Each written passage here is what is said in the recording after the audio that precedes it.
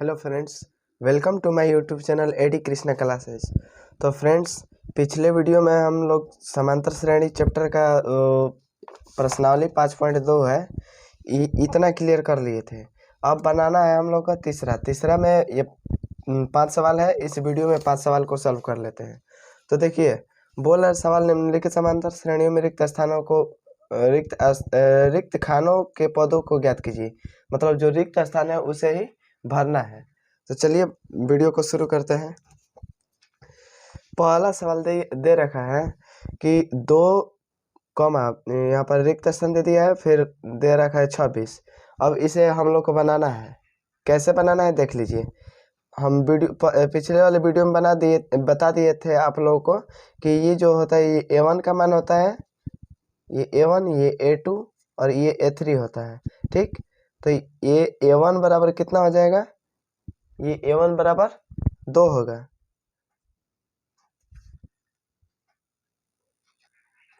हो गया A1 का मान 2। ठीक, A2 का तो मान ज्ञात ही करना है, वाट दे रहे हैं। फिर A3 का मान कितना दे रखा है? A3 का मान दे दिया 26। अब इसमें देखिए क्या करना है। तो सूत्र होता है, देखिए A3 लास्ट वाला लेकर चलिए। A3 का सूत्र क्या होता है? A3 का सूत्र हो जाएगा A+2D। अब बोलिएगा कि सर ये A3 का सूत्र A+2D कैसे लिख रहे हैं? तो देखिए, ये जो A3 है ना, ये 3 सूत्र n पद का क्या होता है? an बराबर A+n-1 इंटू डी। ये सूत्र होता है n पद का। जो n यहाँ पर भी है, n यहाँ पर भी, मतलब जितना मान यहाँ पर आएगा उतना मान यहाँ पर। तो देखिए n के स्थान पर 3 है, तो यहाँ पर कर सकते हैं A+3-1 इंटू डी। तो इसे A3 बराबर A+3 में से घटेगा तो 2, ये d है तो d, मतलब A3 बराबर A+2D लिख सकते हैं, कोई दिक्कत नहीं। तो A3 के अब देखिए A3 का मान कितना दे रखा है? A3 का मान दे दिया 26 दे दिया है। A का A1 बोलिए या A बोलिए, कोई दिक्कत नहीं है। A1 का मान कितना दिया है? तो A1 का मान 2 दे दिया है, प्लस 2D। अब देखिए 26 है तो 26, ये +2 है, इधर आएगा तो -2 बराबर 2D होगा। तो 26 में से 2 घटेगा, ये हो जाएगा 24। ये 2 गुणा में है, इधर आएगा तो भागा में हो जाएगा, बराबर D बचेगा। इसलिए D बराबर हम लोग कह सकते हैं, ये कट जाएगा तो कितने बार में कटेगा? 12 बार में। D का मान कितना आ गया? 12। D का मान 12 हो गया। A का मान 12, A का मान 2 है। तो अब इसमें A2 निकालना है। तो A2 का सूत्र बताइए आप लोग। तो A2 का सूत्र देखिए A+D हो जाएगा। A+D, n का मान 2 रखकर देख लीजिएगा, +D आएगा। तो A का मान कितना है? A का मान देख लीजिए 2, और D का मान कितना है? 12। तो 12 2 कितना हो जाएगा? 14।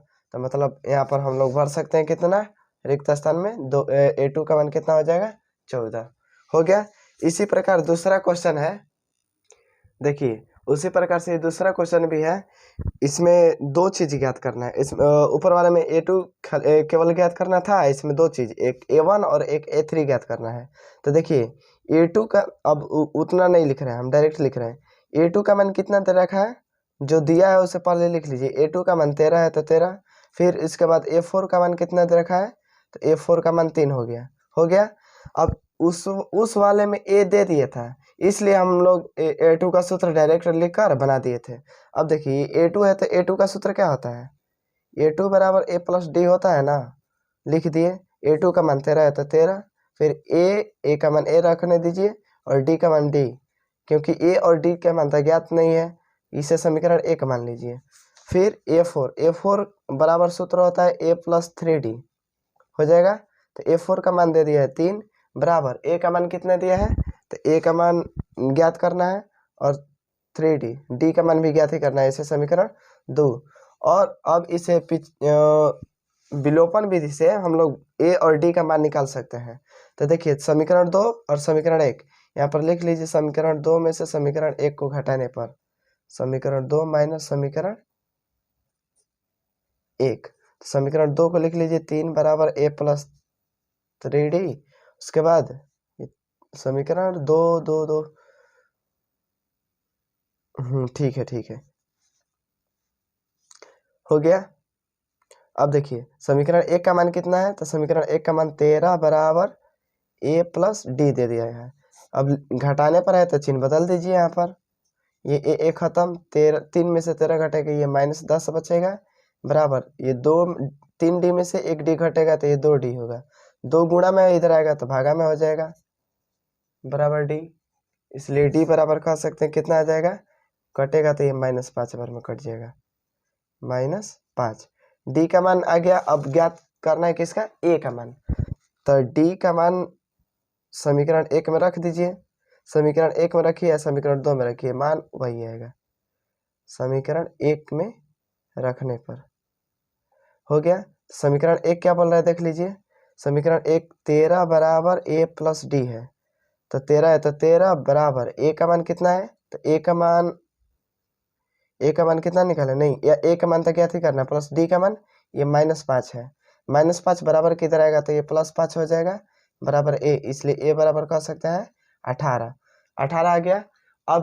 अब सवाल में क्या था, A1 और A3, तो A1 बोलिए या A बोलिए, तो A1 का मान कितना आ गया, यहाँ पर देखिए A1 का मान हम लोग कितना ज्ञात किए हैं 18, तो यहाँ पर लिख लीजिए A1 का मान 18 हो जाएगा। अब A3 ज्ञात करना है, तो A3 का सूत्र बताइए क्या होता है, तो A3 का सूत्र हो जाएगा क्या, A3 का सूत्र हो जाएगा A+2D, क्या होगा A+2D, A3 का सूत्र। अब देखिए A का मान कितना है, तो A का मान ज्ञात कर लिए 18 है, प्लस 2 गुणे D का मान कितना है, तो D का मान -5 है। हो गया 18 प्लस ये -5 में 2 से गुणा होगा तो ये -10 हो जाएगा, 18 ये प्लस माइनस माइनस में हो जाएगा -10, तो 18 में से 10 से घटेगा तो ये 8 हो जाएगा, मतलब कि A3 का मान कितना आ गया, 8 आ गया। यही, अब ये भी सॉल्व हो गया। अब अगला क्वेश्चन देखिए, इसी प्रक्रिया से अब जितना क्वेश्चन बच रहा है, ये पहला सॉल्व हो गया, दूसरा सॉल्व हो गया, अब ये तीसरा, चौथा, पांचवा आप लोग खुद से कर सकते हैं।